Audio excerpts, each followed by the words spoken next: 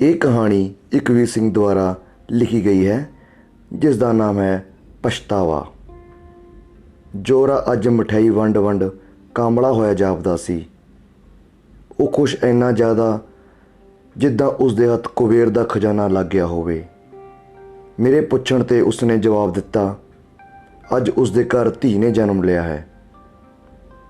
ਦੋ ਵੀਰਾਂ ਦੀ ਇਕੱਲੀ ਭੈਣ ਨੂੰ ਪਾਉਣ ਦੇ ਲਈ ਜੋਰਾ ਤੇ ਉਸਦੀ ਪਤਨੀ ਵੱਲੋਂ ਬਹੁਤ ਧਾਰਮਿਕ ਸਥਾਨਾਂ 'ਤੇ ਮੱਥੇ ਟੇਕੇ ਗਏ। ਭਰਾਵਾਂ ਨੂੰ ਵੀ ਇੰਜ ਲੱਗ ਰਿਹਾ ਸੀ ਜਿੱਦਾਂ ਪਰਮਾਤਮਾ ਨੇ ਉਹਨਾਂ ਨੂੰ ਖੇਡਣ ਦੇ ਲਈ ਇੱਕ ਪਿਆਰੀ ਗੁੱਡੀ ਦੇ ਦਿੱਤੀ ਹੋਵੇ। ਵੱਡੇ ਭਰਾ ਨੇ ਬੜੇ ਚਾਅ ਨਾਲ ਉਸ ਦਾ ਨਾਮ ਰਾਣੀ ਰੱਖ ਦਿੱਤਾ। ਉਹ ਸੱਚਮੁੱਚ ਰਾਣੀਆਂ ਵਰਗੀ ਸੀ। ਦੋਵੇਂ ਭਰਾ ਆਪਣੇ ਖਿਡੌਣੇ ਵੀ ਉਸ ਨੂੰ ਬੜੇ ਚਾਅ ਨਾਲ ਦੇ ਦਿੰਦੇ। ਵੱਡਾ ਭਰਾ ਜੀਤਾ ਰਾਣੀ ਤੋਂ ਤਕਰੀਬਨ 6 ਕੁ ਸਾਲ ਵੱਡਾ ਸੀ ਅਤੇ ਛੋਟਾ ਭਰਾ 4 ਕੁ ਸਾਲ। ਦੋਵੇਂ ਭਰਾ ਆਪਣੀ ਛੋਟੀ ਭੈਣ ਨੂੰ ਸਾਰਾ ਦਿਨ ਕੁੱਛੜ ਚੁੱਕੀ ਫਿਰਦੇ ਰਹਿੰਦੇ ਅਤੇ ਕਿਸੇ ਨੂੰ ਹੱਥ ਵੀ ਨਾ ਲਾਉਣ ਦਿੰਦੇ। ਸਮਾਂ ਬੀਤਦਾ ਗਿਆ। ਹੁਣ ਰਾਣੀ ਸਕੂਲ ਜਾਣ ਲੱਗ ਪਈ। ਜਿੰਨਾ ਚਿਰ ਰਾਣੀ ਘਰ ਨਾ ਆਉਂਦੀ, ਜੋਰੇ ਤੇ ਉਸਦੀ ਪਤਨੀ ਨੂੰ ਉਸਦੀ ਫਿਕਰ ਲੱਗੀ ਰਹਿੰਦੀ। ਪਰ ਮਾਂ ਪਿਓ ਨੂੰ ਇਸ ਗੱਲ ਦਾ ਹੌਸਲਾ ਸੀ ਕਿ ਦੋਵੇਂ ਵੱਡੇ ਭਰਾ ਉਸੇ ਸਕੂਲ ਵਿੱਚ ਪੜ੍ਹਦੇ ਸੀ ਅਤੇ ਉਸ ਦਾ ਬੜਾ ਹੀ ਧਿਆਨ ਰੱਖਦੇ ਸੀ। ਹੁਣ ਸਮੇਂ ਦੇ ਨਾਲ ਵੱਡੇ ਭਰਾ ਕਾਲਜ ਚਲੇ ਗਏ।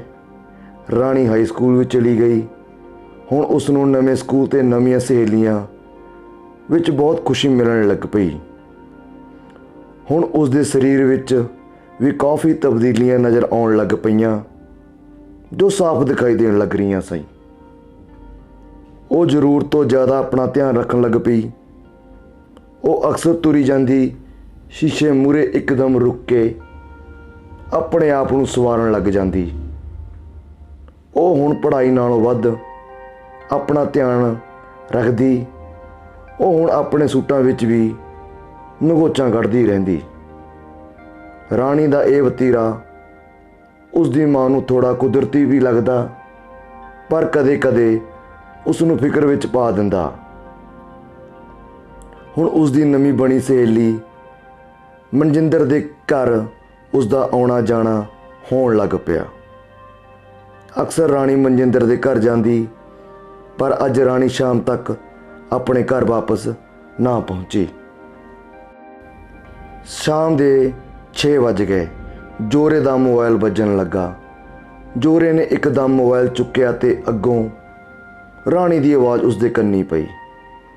ਉਸਦੇ ਮਨ ਵਿੱਚ ਚੱਲਦੇ ਬੁਰੇ ਖਿਆਲਾਂ ਦਾ ਤੂਫਾਨ ਥੋੜ੍ਹੀ ਦੇਰ ਦੇ ਲਈ ਰੁਕ ਗਿਆ, ਪਰ ਹੁਣ ਰਾਣੀ 'ਤੇ ਸਵਾਲਾਂ ਦਾ ਮੀਂਹ ਪੈਣ ਲੱਗ ਪਿਆ।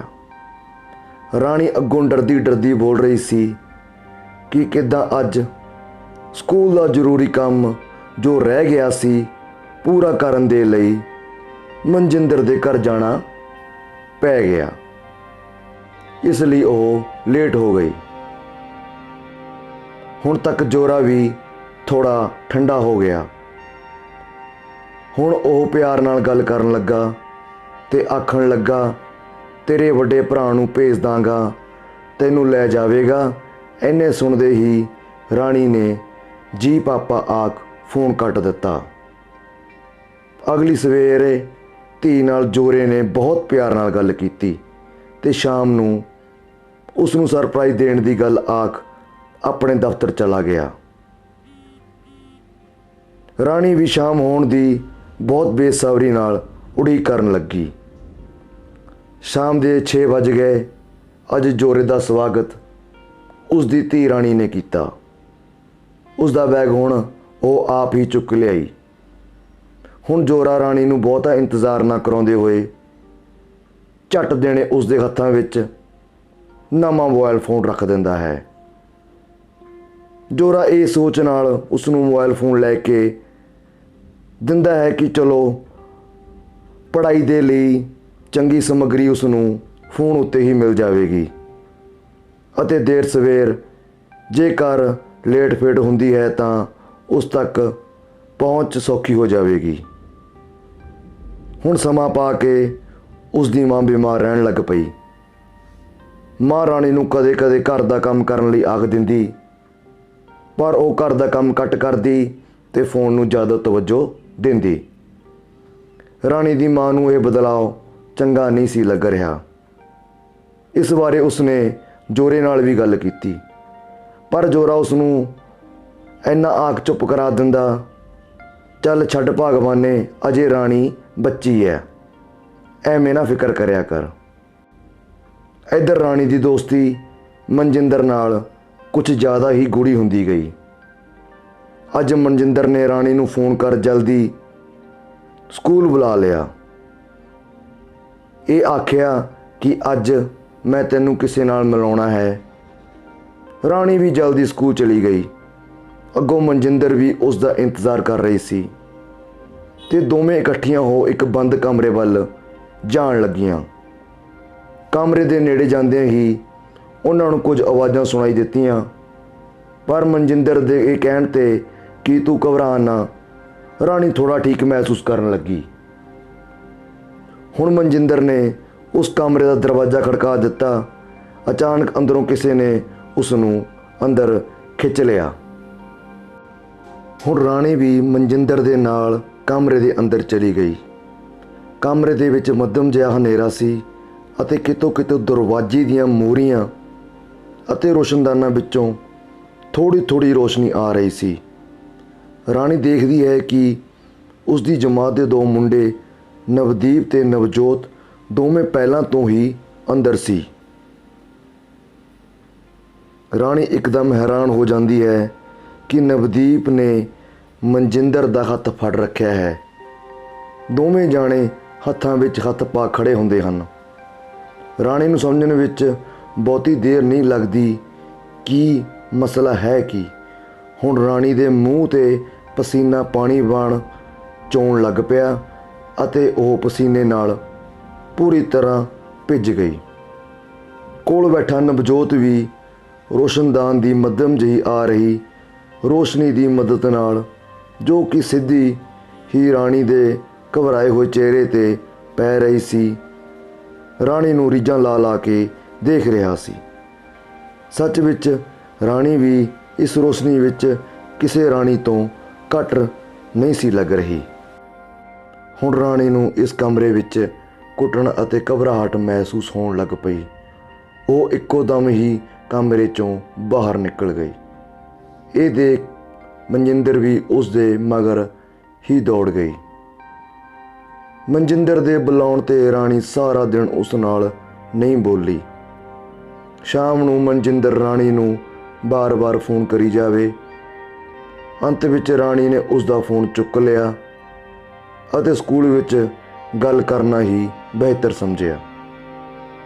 ਕੁਝ ਕੁ ਦਿਨਾਂ ਬਾਅਦ ਮਨਜਿੰਦਰ ਅਤੇ ਰਾਣੀ ਫਿਰ ਆਪਸ ਵਿੱਚ ਬੋਲਣ ਲੱਗ ਪਈਆਂ। ਹੁਣ ਕਿਤੇ ਨਾ ਕਿਤੇ ਰਾਣੀ ਵੀ ਮਨਜਿੰਦਰ ਦਾ ਸਾਥ ਦੇਣ ਲੱਗ ਪਈ। ਇੱਕ ਦਿਨ ਦੋਵੇਂ ਸਕੂਲੋਂ ਘਰ ਜਾ ਰਹੀਆਂ ਸੀ। ਉਹਨਾਂ ਦੋਵਾਂ ਨੂੰ ਨਵਦੀਪ ਤੇ ਨਵਜੋਤ ਰਸਤੇ ਵਿੱਚ ਮਿਲ ਗਏ। ਨਵਦੀਪ ਨੇ ਰਾਣੀ ਨੂੰ ਰੁਕਣ ਲਈ ਆਖ ਦਿੱਤਾ। ਰਾਣੀ ਨੂੰ ਵੀ ਨਾ ਚਾਹੁੰਦੇ ਹੋਏ ਰੁਕਣਾ ਪਿਆ। ਨਵਦੀਪ ਨੇ ਉਸ ਦਿਨ ਦੇ ਲਈ ਰਾਣੀ ਨੂੰ ਤੋਂ ਮਾਫੀ ਮੰਗੀ। ਰਾਣੀ ਵੀ ਉਸ ਨੂੰ ਮਾਫ ਕਰ ਅੱਗੇ ਵੱਲ ਨੂੰ ਤੁਰ ਪਈ। ਹੁਣ ਦੋਵੇਂ ਸਹੇਲੀਆਂ ਦਾ ਨਵਦੀਪ ਤੇ ਨਵਜੋਤ ਨਾਲ ਮਿਲਣਾ ਆਮ ਹੋ ਗਿਆ। ਰਾਣੀ ਨੂੰ ਵੀ ਨਵਜੋਤ ਕੁਛ ਚੰਗਾ ਲੱਗਣ ਲੱਗ ਪਿਆ। ਨਵਜੋਤ ਤਾਂ ਪਹਿਲਾਂ ਤੋਂ ਹੀ ਰਾਣੀ ਨੂੰ ਪਸੰਦ ਕਰਦਾ ਸੀ, ਪਰ ਇਹਨਾਂ ਮੁਲਾਕਾਤਾਂ ਨੇ ਇੱਕ ਦੂਜੇ ਨੂੰ ਹੋਰ ਨੇੜੇ ਕਰ ਦਿੱਤਾ। ਹੌਲੀ ਹੌਲੀ ਨਵਜੋਤ ਤੇ ਰਾਣੀ ਵਿੱਚ ਪਿਆਰ ਪੈ ਗਿਆ। ਸਮਾਂ ਬੀਤਦਾ ਗਿਆ। ਉਹ ਦਿਨ ਵੀ ਆ ਗਿਆ ਜਦ ਪੜ੍ਹਾਈ ਪੂਰੀ ਹੋ ਗਈ ਤੇ ਸਕੂਲ ਨੂੰ ਅਲਵਿਦਾ ਕਹਿਣਾ ਪੈਣਾ ਸੀ। ਪਰ ਹੁਣ ਨਵਜੋਤ ਅਤੇ ਰਾਣੀ ਵਿੱਚ ਬਹੁਤ ਹੀ ਜ਼ਿਆਦਾ ਗੂੜਾ ਪਿਆਰ ਪੈ ਗਿਆ। ਹੁਣ ਉਹ ਇੱਕ ਦੂਜੇ ਬਗੈਰ ਨਹੀਂ ਸੀ ਰਹਿ ਸਕਦੇ। ਹੁਣ ਦੋਵੇਂ ਲੁਕ ਛੁਪ ਕੇ ਮਿਲਦੇ ਰਹਿੰਦੇ, ਪਰ ਕਿੰਨਾ ਚਿਰ ਦੋਵੇਂ ਜਾਣੇ ਇਸ ਦਾ ਕੋਈ ਪੱਕਾ ਇਲਾਜ ਚਾਹੁੰਦੇ ਸੀ। ਉਹ ਸੀ ਵਿਆਹ।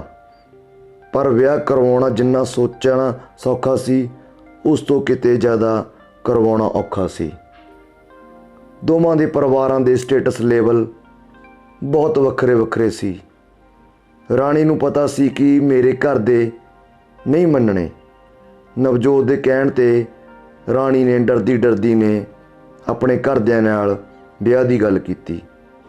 ਇੱਕ ਵਾਰ ਨਹੀਂ 100 ਵਾਰ ਕੀਤੀ। ਉਸ ਨੂੰ ਵੀ ਅੱਗੇ ਤੋਂ 100 ਵਾਰ ਹੀ ਨਾਂਹ ਵਿੱਚ ਜਵਾਬ ਮਿਲਿਆ। ਅੰਤ ਵਿੱਚ ਦੋਵਾਂ ਨੇ ਕਿਤੇ ਭੱਜ ਕੇ ਵਿਆਹ ਕਰਾਉਣ ਦੀ ਸੋਚੀ ਅਤੇ ਮਾਪਿਆਂ ਦੀ ਰਜ਼ਾਮੰਦੀ ਤੋਂ ਬਗੈਰ ਭੱਜ ਕੇ ਵਿਆਹ ਕਰਵਾ ਲਿਆ।